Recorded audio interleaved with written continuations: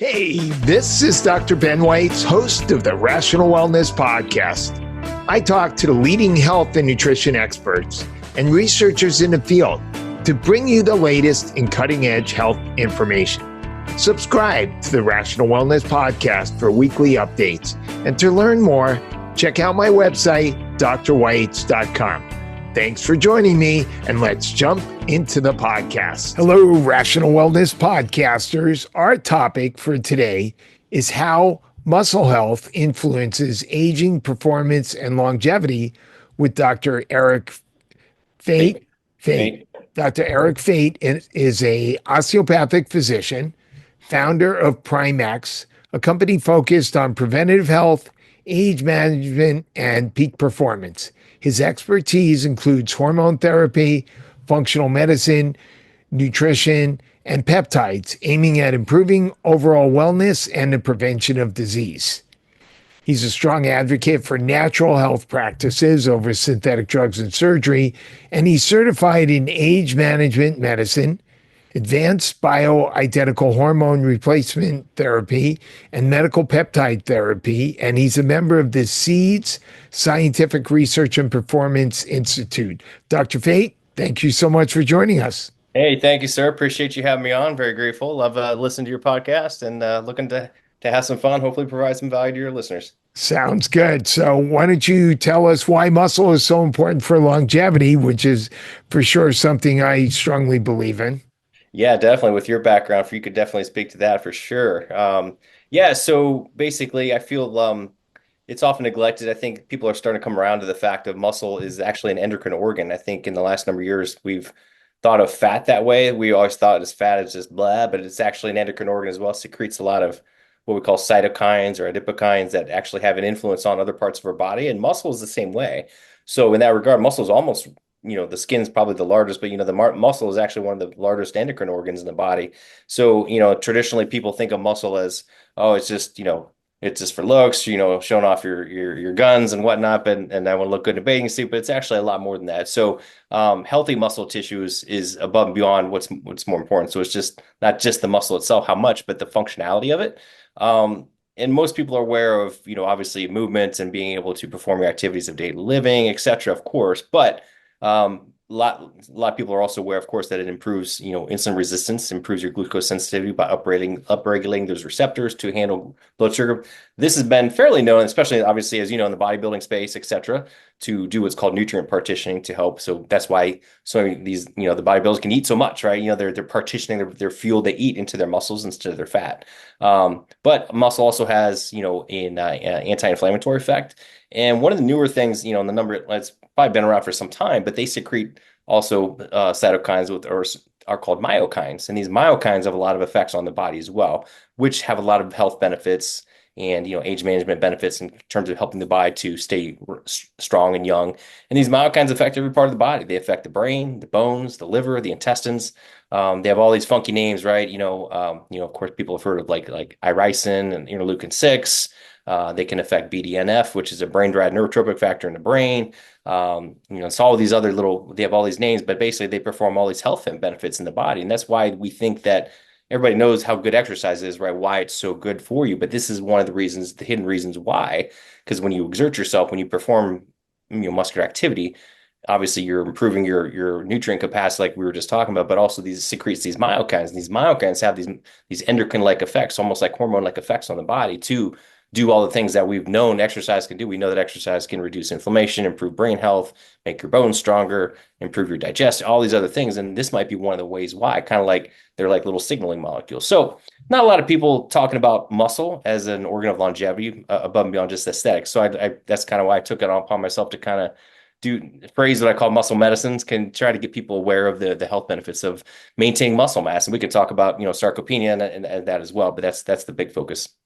Yeah, you mentioned the metabolic advantages of having muscle. And so if everybody's not familiar, one of the important benefits of having good muscle is that the muscle cells take in blood glucose to use for energy, and that helps manage your blood sugar levels, and that reduces your risk of diabetes and helps reduce insulin levels. So muscle is very important for metabolic health, and that, of course, is a big factor in brain health and hormonal health, etc. Yeah, I mean, we all know how bad, what an epidemic insulin resistance, diabetes is. What is it like? Over 50% of the population is at least Yeah. insulin resistant. So it's a huge problem. So even diabetics can utilize exercise to improve their insulin sensitivity, their blood sugar, which of course is going to reduce their inflammation, improve their metabolic health, and reduce the risk of cardiovascular disease and all the comorbidities. So anybody can do it. And, you don't have to, I always tell people you don't have to spend hours in the gym, just a 15-minute workout, you can reap the benefits of it. So but we want to build muscle and burn the fat because as we get older, unfortunately, we get sarcopenia, which is the loss of muscle as we age, and then we get fat, we gain fat, and it's the opposite. So we want to kind of flip the flip the switch. We want to burn off that fat, build up that muscle as much as we can while we're at any age, but certainly the younger you start, the better. So when we get older, we're not weak and fat and thin because that's not healthy for many reasons we'll talk about, So, I'm what are sure. some of the most important things to do and mistakes to avoid as you get older to maintaining muscle? Yeah, so I think, most guys, it's a little bit of an easier conversation. Most guys are familiar with strength training. So number one, of course, is strength training, some type of resistance exercise. I mean, cardio is great, it's fantastic, but it's not going to maintain that muscle mass. You definitely have to lift heavy things, right? And it doesn't have to be, you don't have to be slamming big deadlifts in the gym. You could do kettlebells, you could do bands, even something like, Pilates or power yoga is something to work those muscle. Body weight exercises are great. So biggest thing is strength training, and number two is adequate protein intake. So most guys are pretty easy to talk. I always sometimes have to sway my female clients about this because a lot of women still have in their minds those myths, right? They're like, oh my gosh, I don't want to put on muscle. I don't want to get big, right? So I'm like, I have to explain to them it's not going to happen, right? So the most important thing is strength training. Number two is nutrition, adequate protein, and adequate. That's a whole conversation of itself. But the biggest mistake I see is not getting enough protein and not eating a whole food based diet, avoiding the junk, eating the real food. Sleep and recovery are massively important because, you could be training, you could be working out, but if you're only sleeping 5 hours a night or you're waking up, tossing and turning, you're not gonna build muscle, at least not very effectively. So you have to sleep and then you have to recover. Stress management is big, and you probably see this too. So many of my clients they're stressed, even though they don't quote unquote feel stressed. It's definitely affecting them. They have what we call sympathetic dominance or just excessive cortisol, excessive stress, and it's wearing them down. They're fatigued, they're having cravings, they're not sleeping, sex life is off. So I'm a big superhero. I like superheroes. I've always been into superheroes. So like everybody knows Superman, the big red S, right? So I call it the double S on the chest. So sleep and stress is like my two like kryptonite things to attack, right? So got to get those down. And then I do a lot of hormone optimization too. So as a lot of my clientele are in their, as what definitely in 40s, 50s and up, we have to monitor hormones because if there's a hormone deficiency, that can definitely lead to some sarcopenia and loss of muscle. So sometimes that's a missing piece. And whether it's a nutrient deficiency or a toxin or maybe some gut inflammation or quite commonly a hormone deficiency that needs to be addressed as well. So and there's some other things we can talk about. But those are like the big ones I see, the biggest things to move the needle. So, let's go into the discussion about hormones. And we're going to focus mainly on male hormones in this discussion because those are Okay. the hormones that are more related to muscle, correct? Yep. So, before we get into the use of testosterone as a supplement, what are well, to begin with, how do we test for hormones and what things do you look at? Yeah, great question. And before I forget too, estradiol is very important it has some anabolic effect as well, as does growth hormone and some of the other hormones as well. Thyroid, they're all important, but most people think of testosterone, right? And a lot of the benefits of testosterone come from its metabolites, specifically like estradiol and DHT or dihydrotestosterone has a massive anabolic effect too. So for me, when it comes down to testing, I mean, number one is as with anything, I always look at symptoms, right? Because that's the most important thing, whether it's looking at thyroid health or testosterone or estrogen. Do they have symptoms of a deficiency? That's the most important thing because you want to treat the patient, right? Not worry about the numbers, but the numbers do come into play. And so I will do a serum blood test on my patients that I'm concerned about a deficiency is the best way to do it to kind of look at the numbers. So it doesn't really matter when or what time of day. I mean, classically, you'll read about getting it done first thing in the morning, but there is a waxing and waning, a circadian rhythm of hormones. So as long as you know when they did it, you can kind of correlate that. But basically, a serum blood test is going to give you the best test of all your hormones. there's things you can look at for metabolites of them, things like the Dutch test and salivary testing. They're good for metabolites, but the serum testing is going to give you the best overall picture of what's in their blood. Now, it doesn't necessarily tell what's in their cells, and I see this a lot. So someone, for example, thyroid's a good example. They have their numbers in their screen are normal, but they still have all the symptoms. Well, they've got thyroid in their blood, but it's just not getting into the cells. So we have to figure out why it's not getting into the cells. So Right. they're still clinically hypothyroid, but even though they're quote unquote normal on paper. So I see this a lot. So Okay. So what numbers do you like to look at? So you measure testosterone total and free, correct. DHEA, you measure estradiol and progesterone. Yeah, and my women, I'll measure those as well. What So about with just men? Yeah, I mean, you can check in men, and I do. It's just part of my panel. I'll look at it as well.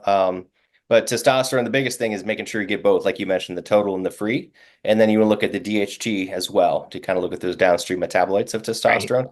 And the other one that sometimes gets forgotten about is SHBG or sex hormone binding globule. That's Right. important.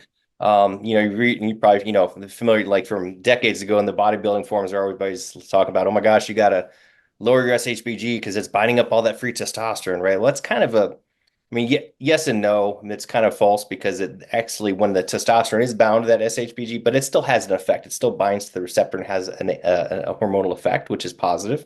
So, and a lot of studies are indicating that the higher your SHBG, you have a reduced risk of cancer, cardiovascular disease, and other things. So you don't want to lower it. It's better to be high.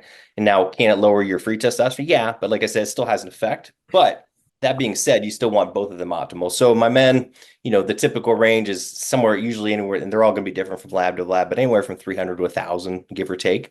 And again, most of my guys, you want them to be at least the midpoint or upper. But again, that's where symptoms questionnaire comes in because every guy's different, as you know. So one guy may be at 350 or 400 or so and feel great. Yeah, everything's great. Feels wonderful, great sex drive, good energy. He's working out hard. Another guy at 450 may feel like total crap. And that's a lot has to do with epigenetics, how their metabolism, their SHBG levels, and a lot has to do with genetics, right? They have something called a CAG repeat or a CAG repeat on their genetic code.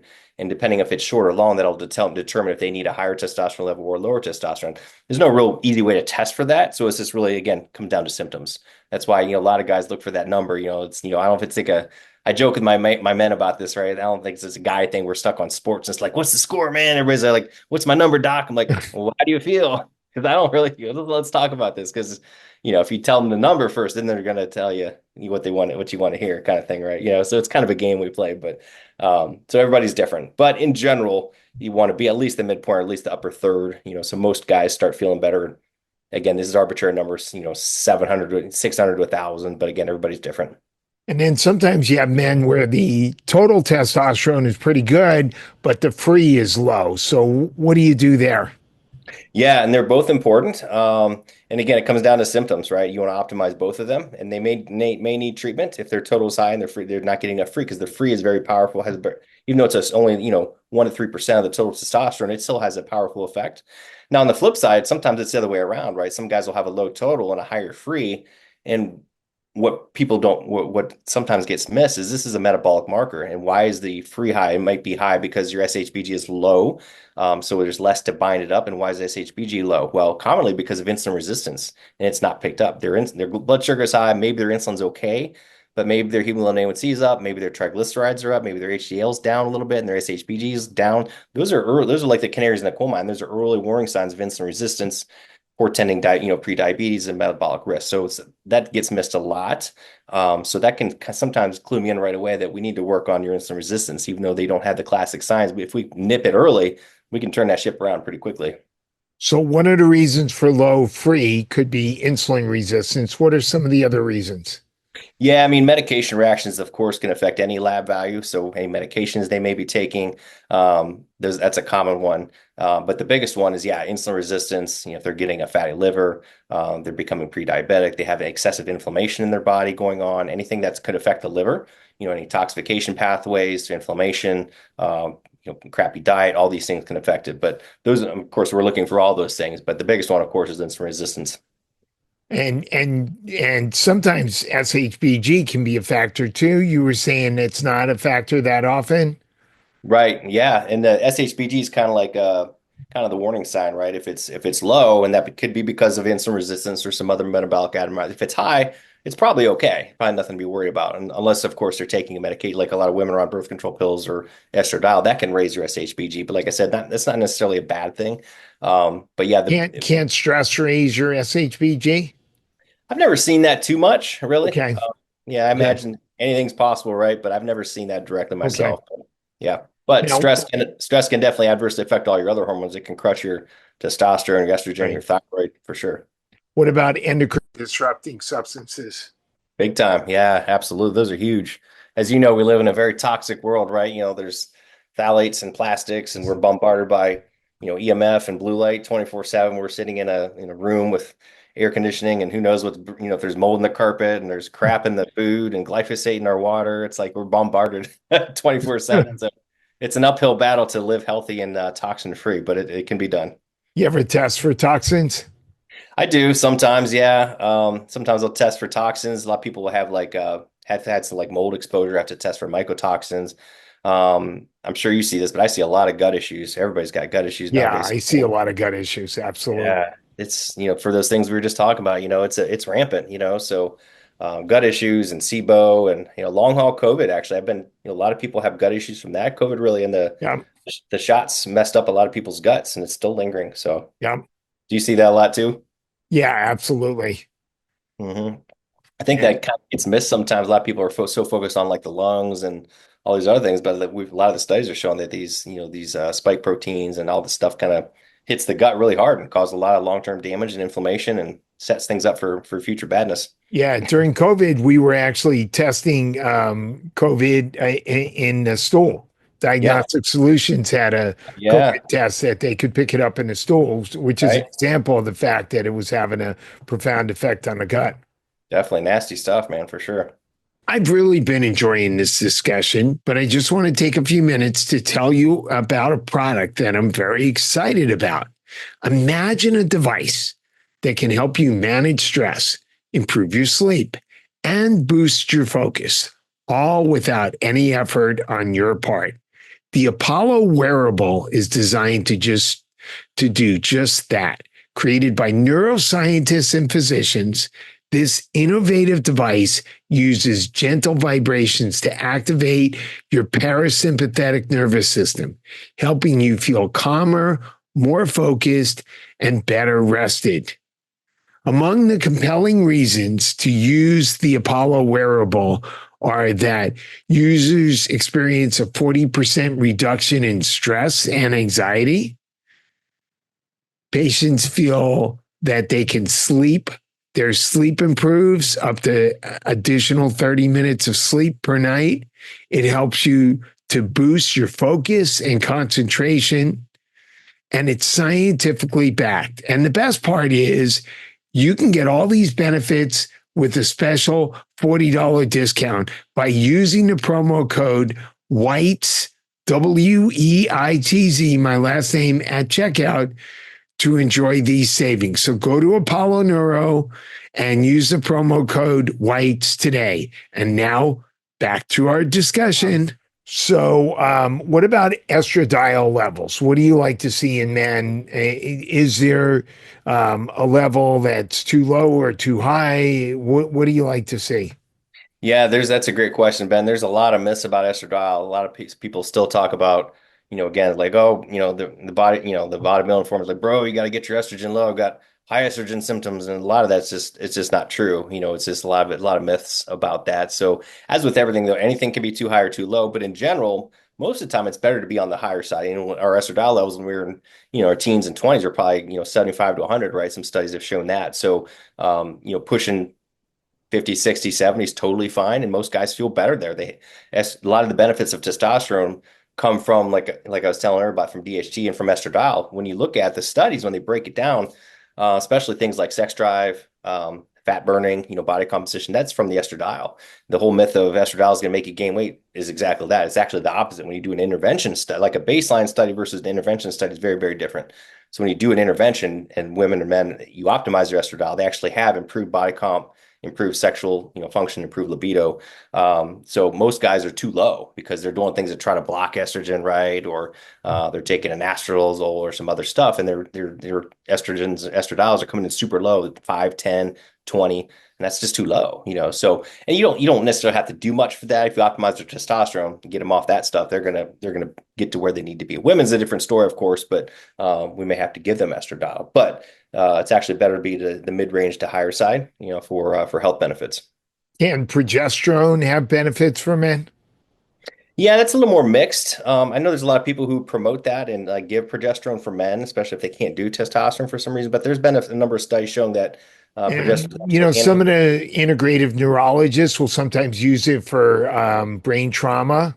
Yep, TBI. Yeah, Yeah. absolutely. So I think it has some benefit there. Some studies have shown it can be inflammatory to the vasculature. So a lot of times it's, a little, some studies indicate that, like, some of the groups I belong to, my mentors have said not to use it. So, but you're right, like Dr. Mark Gordon, some other people have used it for TBI, like you said, because of their neuroprotective benefits. So I think it's a mixed bag, but I find that I never really have to give it to men like as a medication. Usually by optimizing other hormones, lifestyle, it kind of self-corrects. So what about DHEA? DHA is a good one too.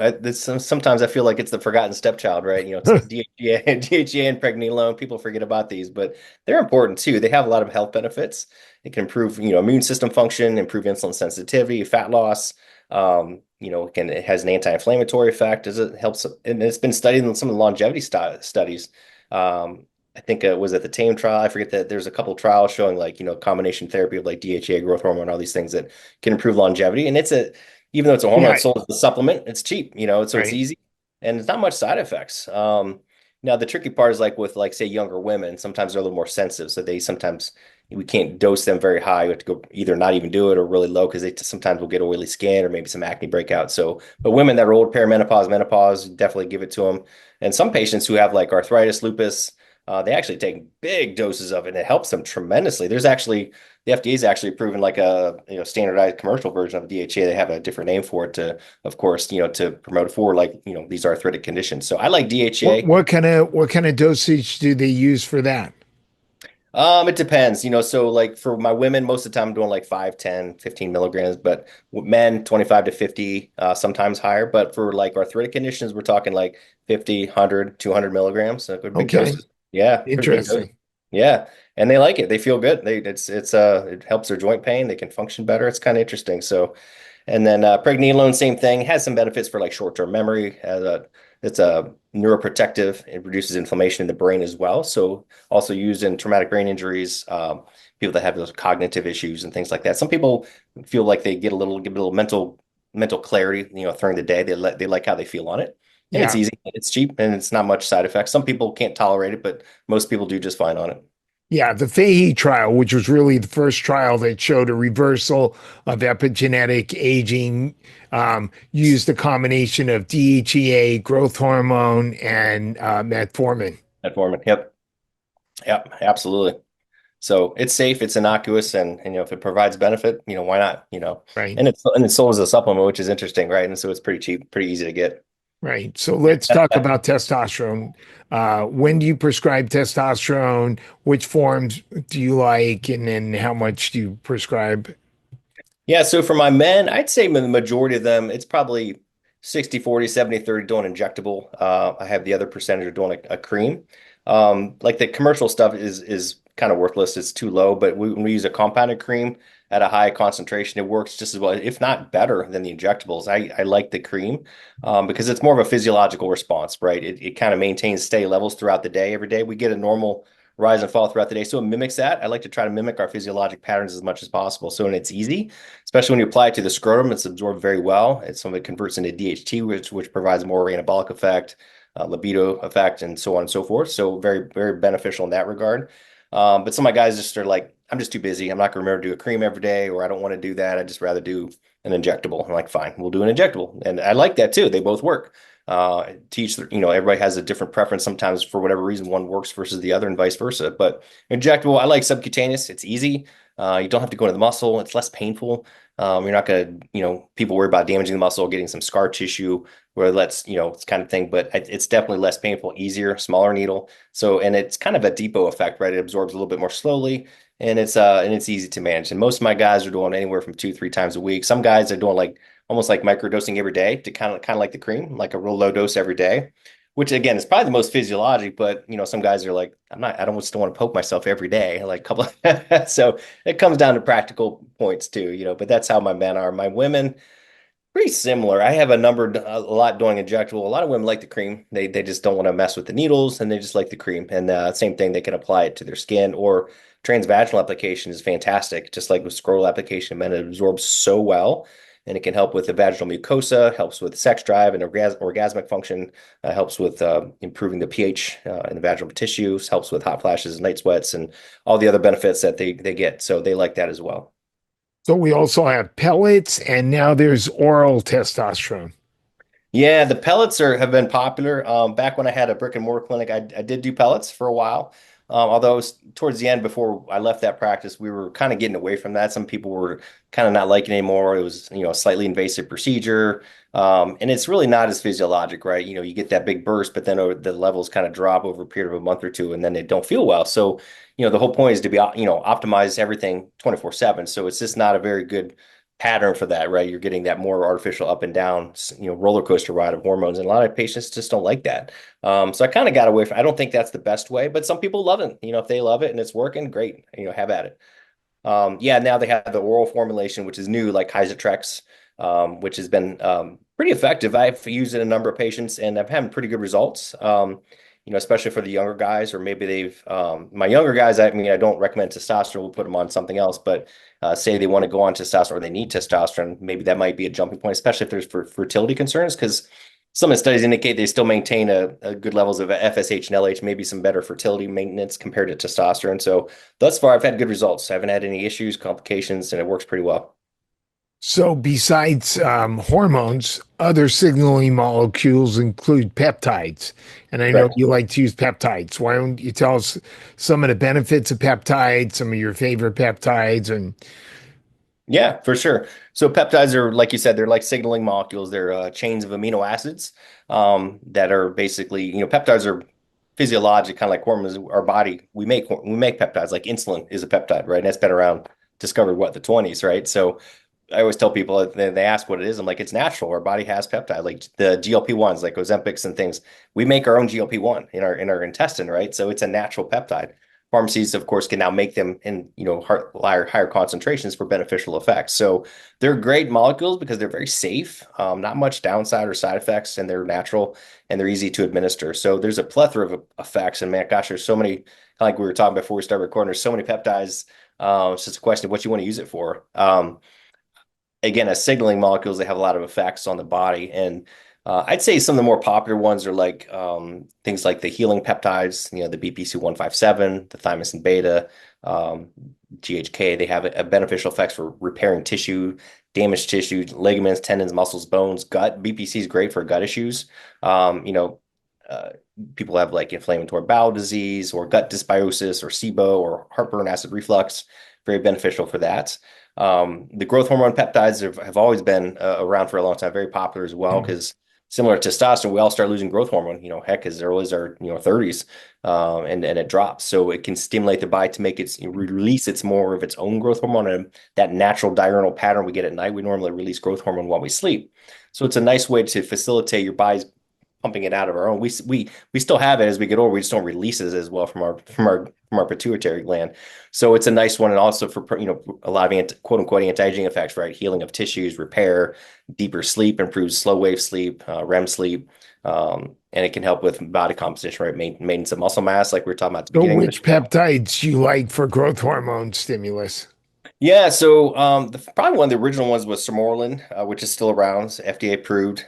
Probably not the most powerful one, but it still has an effect. Some people like it. After that, they came up with what they call the growth hormone releasing hormone called CJC, and then a growth hormone releasing peptide called ipamorelin. They're typically given together, although you can use ipamorelin by itself. That was a great one, but that's the one they kind of the FDA back in the fall tried to get rid of so that we could still some pharmacies are still compounding it combined with other nutrients, but it's a little harder to get now. Tesamorelin is probably the most powerful of them. It's the most expensive, but it works really, really well. It's also FDA approved, and it's because it's been used for muscle wasting and visceral adiposity. Very, really good at getting rid of that visceral fat, which is very dangerous. It was used a lot with HIV patients for sarcopenia, so that's probably the most powerful one. But they all work really, really well. And they're a good one to punch with BPC because BPC upregulates growth hormone receptors in the body, IGF-1 receptors. So they're a great combination product. And we were talking about COVID and gut issues. One of the ones I've been using lately too is called the Razatide. I don't know if you've used that one or heard that one, but that's great for the gut. A lot of inflammatory bowel issues and all this, the gut How do stuff. you, how do you spell that one? And Lorazatide, I think it's Larozi. I have to like spell it slowly. Okay. Lorazotide, yeah, Okay. Larazotide. And so what it does is when the gut is inflamed, the lining of the intestinal wall, as you know, is very thin. It can become irritated when, under inflammation. It releases a chemical called zonulin, which is Right. a marker of inflammation. So lorazepam actually improves zonulin levels and reduces that inflammation, and it heals those tight junctions. It kind of brings those tight junctions together and makes them one again. So you don't get that leaky gut syndrome, and it reduces that zonulin and reduces the inflammation, helps the villi to heal themselves and to absorb nutrients and keep out the toxins. So that's kind of a cool one. With so many people having gut issues nowadays, it's a nice peptide to use for gut health, especially when you combine with something like BPC orally. Yeah, and BPC helps with leaky gut as well. Definitely, it's a great one. And it's nice because that's one of the few that's an oral version. The injectables typically been used for musculoskeletal issues, but the oral BPC is great for the gut. Yeah, especially for gut, the oral BPC is really good. And if you get it combined with KPV, which is another anti-inflammatory peptide that has kind of a double whammy effect. So those are kind of the more popular ones. There's others too that are helpful for like brain health, reducing inflammation in the brain, cognitive function, cognitive health, different things like that. There's so many peptides. There's dihexas and humanins and the thymosin family, C-lang for anxiety and mental clarity. So there's so many, but Huh. so it kind of depends on the condition in which but those are kind of the more popular ones. So for men who have low testosterone or low libido who don't want to take exogenous testosterone, can they use peptides? Are there other supplements that are beneficial? Yeah, for sure. A lot of studies are showing that, especially if they have a deficient, they're starting to drop their growth hormone as, it starts pretty young. There's been some studies showing just by optimizing their growth hormone, maybe with these growth hormone peptides, you could stimulate the gonads to increase testosterone production because the pituitary is kind of the master gland, right? You optimize your growth hormone, IGF-1 in the liver, and it affects everything. So by optimizing that, some studies are showing you could turn that around just by doing that.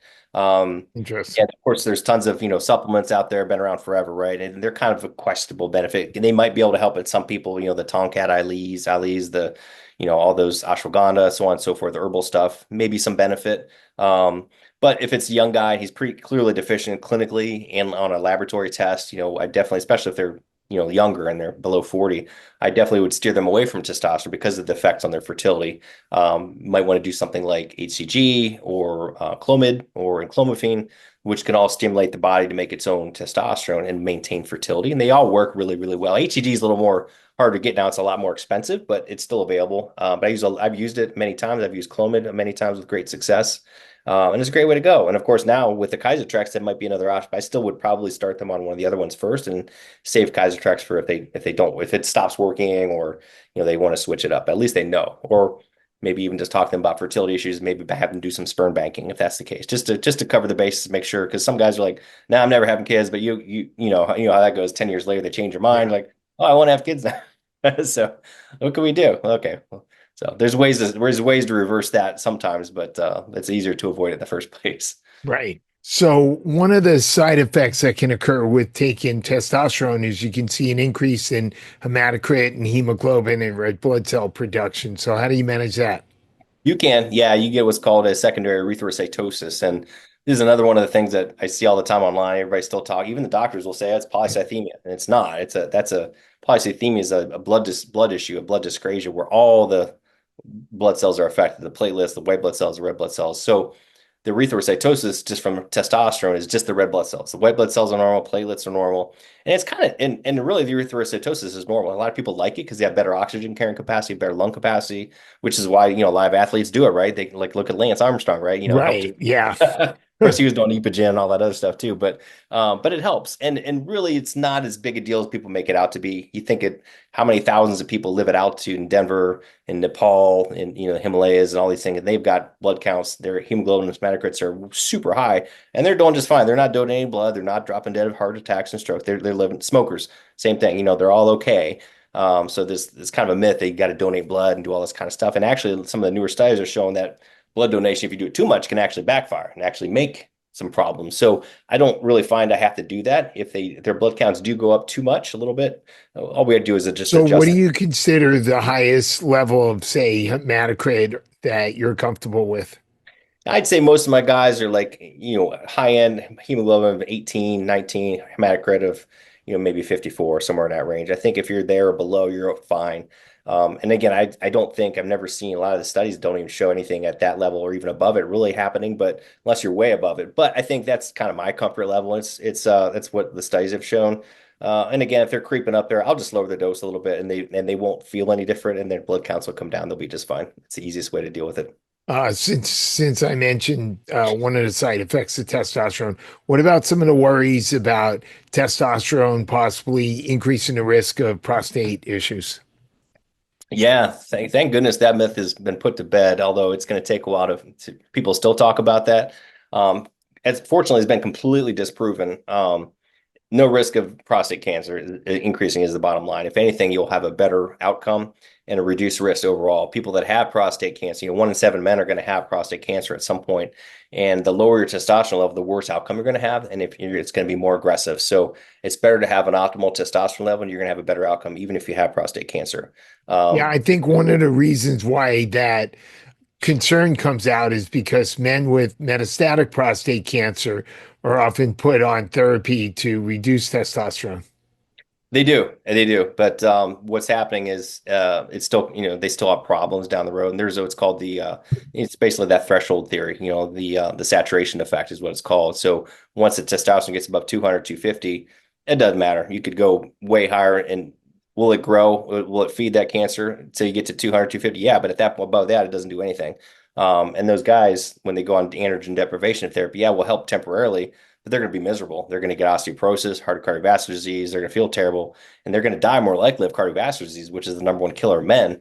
And they're going to die with their prostate cancer, not because of it. So, and now a lot of people are actually treating prostate cancer with estradiol and treating with testosterone. You look at Dr. Abraham Morgentaler, well-known urologist out in Harvard, and he's putting men on testosterone all the time, and they're doing fantastic. So people are actually using it to treat cancers now. So that ship has finally turned, but those myths still abound that it's going to cause cancer.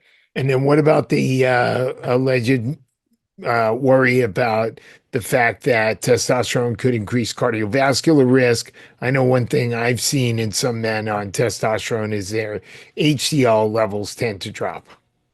Yeah, same thing. I think that's kind of been kind of disproven at this point too. I think there's no increased risk of anything. And if anything, long term, they're going to do better because they're going to reduce their visceral fat, reduce their inflammation, improve their metabolic markers, improve ejection fractions, improve cardiovascular function. And a lot of men actually lower their blood pressure. Now with injectable, yeah, sometimes in the first year or so, they can get a slight dip in their HDL, but it tends to recover and come back to normal, especially if they're paying attention to lifestyle, diet, etc. The cream, not as much, tends to have less of an effect on the HDL, but again, usually it's more of a temporary thing. Okay. Um, what are some of the other strategies for promoting longevity besides hormones? Yeah, so I think you and I probably agree, talk a lot about, lifestyle. I think that's still the biggest Yep. mover.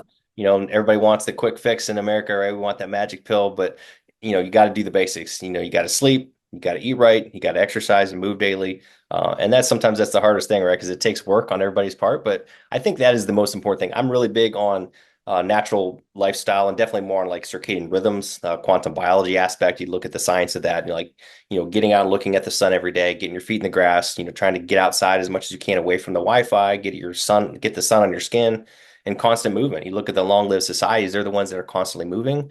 They're outside all day. They have a sense of community. They're interacting with other people. They're not sitting there on their phones by themselves all day long, right? We're meant to be outside. We're meant to be moving. So I really try to encourage as much as possible. And I know it's, we all work, we have to do stuff, but we can all take breaks and get out and move.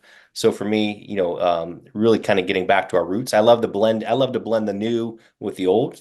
Trying to get back to that ancestral wisdom, right? Of again, community, getting outside, going for hikes in nature, getting the sun on your skin as much as possible, and moving our body. Again, going back to muscle medicine, really.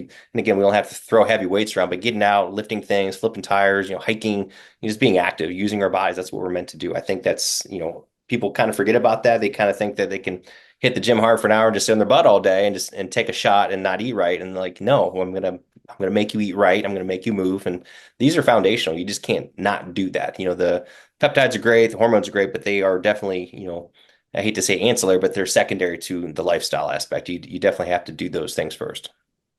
Are there any medications or supplements that you think can move the needle in terms of longevity? Yeah, there's a lot, and I think there's some that have been just, known about, and there's some that are kind of like on the debate table right now, right?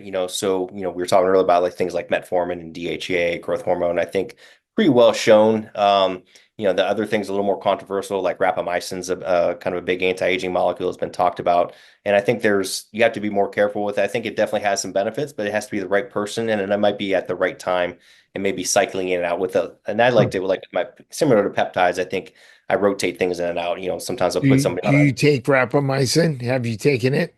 I have myself. I'm not taking it right now. I did it for maybe a month, and then once or twice a year I did that, but I have not done it since. So I think if you're older, if you got some other metabolic issues, some inflammatory issues, I think there's some benefit there. Maybe short term, maybe rotating in and out of your regimen, but I don't think you should be doing it all year round. And especially if you're younger, I don't think there's any need for that. Right. So a lot of debate. What about any of the supplements for longevity? Some of the more popular ones are NMN and nicotinamide riboside, which are NAD precursors. Right. Um, Yes, I mean some of the foundational ones are still applicable, right? Good old, vitamin K, optimizing your vitamin D with sunlight exposure, things like that. Magnesium is huge. We're all deficient in magnesium and it has so yeah, many functions in the body. Urolithin A is a cool substance to optimize mitochondrial right. health, which has been discovered of late. Um, yeah, and NAD optimization is good too. I think the NRs, NMNs, they have their role, but sometimes I think they're overused. And if you've got some inflammation or some other process going on in your body, you can actually make things worse. So it may not be the best strategy, but I think the precursors, like you said, are probably a safe way to go. But some studies indicate you can even just take niacinamide and still get a lot of beneficial effects, and it's cheaper. And the other one is 1-MNA. I don't know if you're familiar with that one, but I'm not familiar with that. What is that? so there's a supplement called 1-MNA. So part of the whole on the biologic cycle and the biophysiology of NAD production, that's where these NMRs or NR and NMNs come in. It's the salvage pathway, the kind of resynthesis of your NADs, right? But one of the byproducts of that is called, it goes through this process, but this 1-MNA is a derivative of that. And again, you want balance, right? We all want it. You can't take too much of a supplement or too little. So by taking NR and MN, you can do that, but sometimes you might be forcing that pathway to do more than what it should. So 1-MNA actually kind of it's almost like an adrenal adaptogen, right? If it's low, it brings it up. If it's high, it brings it down. So it kind of makes the body balance itself out, so you don't have any excessive uh, metabolites. So it's a nice way, and it'll raise your NAD on its own and keep it balanced in a natural way. So it's a newer one, and if somebody's got some issues with their concerns about cardiovascular health, inflammation, I think that's a good one instead of the MN or the NMNs and NRs. But if people are doing pretty well metabolically, the lab's normal, it's not a bad supplement to take either. Right. Omega-3 is always beneficial. Mm-hmm. Omega threes for sure. And then because we need those for our cell membranes. Plasmalogens have been discovered. Dr. Goodnow, I don't know if you're familiar with his work or not, but he's got some interesting products called, we lose. There's in part of our cell membranes, these plasmalogens, and we lose those as we age as well. So plasmalogen deficiency is similar to omega threes. It's part of that makes the linings of all our cells and our tissues, especially around our nerves. So that's another interesting I I product. I've heard about them. I haven't tried them though. Yeah, yeah. So those are some newer kind of things too. So I think, yeah, I think in the basics of the ones we talked about, keep it simple. There's a million supplements you could take, right? Yeah. There's you can go overboard, I think, but I think most Yeah, people we keep even it now right. have plant peptides. Right, There's right. one called Strong that I've been using on some of the patients. Seems Yep. to help a little bit. Yep, I've been using that one as well. It's an interesting product. Strong. I think it has some good data behind it. Fortotropin. There's always cool things for muscle health. I've been using some since occasionally myself, but yeah. So it'll be interesting to see what happens over the next year with all these new products and combinations and different. I think people are starting to catch on to peptides and like you said, plant molecules, different things like that. So a lot of cool stuff that can be done for sure. But I think start with the basics and kind of build from there. And then like supplements, peptides, you got to rotate things in and out. You could take 30 supplements a day. I don't know if that's necessarily a good thing. Maybe do something for a few months and rotate and do something different. Is kind of what I try to do with myself and my patients. Otherwise, you go crazy taking all these things. Yeah, I take about 30 supplements twice a day. Uh, what's your favorite book on longevity? Ooh, on longevity, that's a good one. I mean, there's a lot that have been written. We got Peter Tia, we got Mark Hyman, we have, so many people have written books on longevity. I know there's a good one. There's a lot of good ones. Jack Kruse had an interesting book. It's not really about longevity, but his book, I don't know if you read it, any of his stuff is I pretty interesting. haven't. Um, like I said, Peter Tia, Dr. Goodnow's got interesting. It's not really about longevity. Ben Bickman wrote a book about, why we get sick, and it has a lot to do with insulin and things like that. So, one of my mentors, Dr. Rousier, has written a book. Dr. Seeds has written some books. I don't know. There's so many out there, and there's so many topics is the problem. There's so many different areas to go, so many rabbit holes to go down. Yeah. All right, How great. about you? So, um, how about final thoughts? And what is your contact information? Yeah, no, I appreciate you having me on. I think the biggest thing is just, try to keep, for me, I try to keep things simple. It's easy with information overload nowadays and everybody's Googling everything. I think it's easy to go down, like we said, so many rabbit holes. I think just really trying to focus on the basics. And I want people to kind of remember, like I said, remember their roots and kind of get back to our body's natural rhythms. Like I said, try to get outside, embrace nature, embrace community, communicate with people face to face, lift heavy things, move every day, get your sleep, eat real food. It doesn't have to, you don't have to go on a diet, just eat food. If it has a label, box bag, or can, you probably shouldn't eat it, right?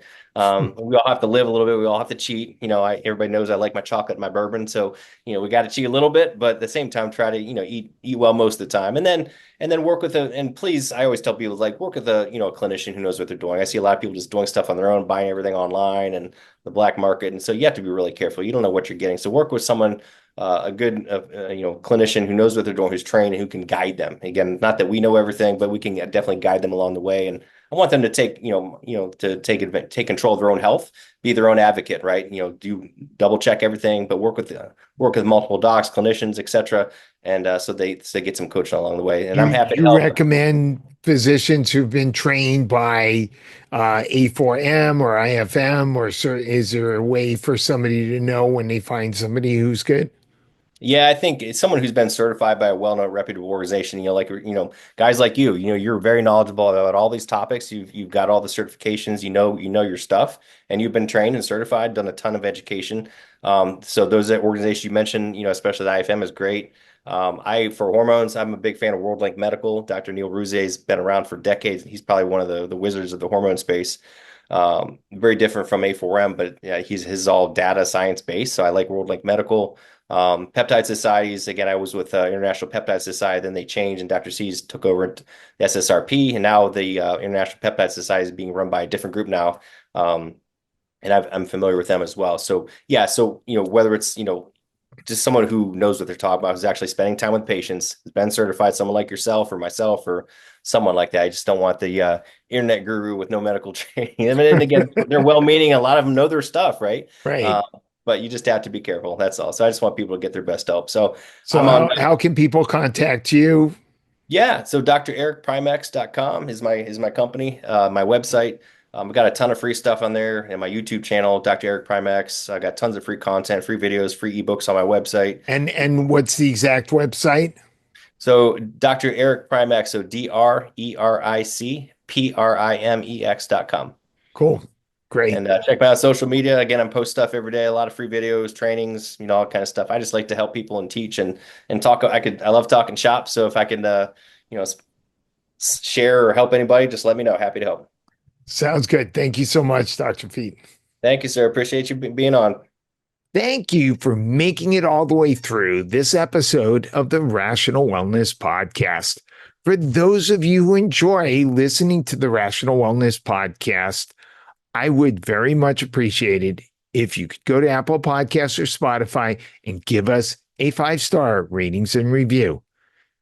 As you may know, I continue to accept a limited number of new patients per month for functional medicine. If you would like help overcoming a gut or other chronic health condition and want to prevent chronic problems and want to promote longevity, please call my Santa Monica White Sports Chiropractic and Nutrition office at 310-395-3111, and we can set you up for a consultation for functional medicine. And I will talk to everybody next week.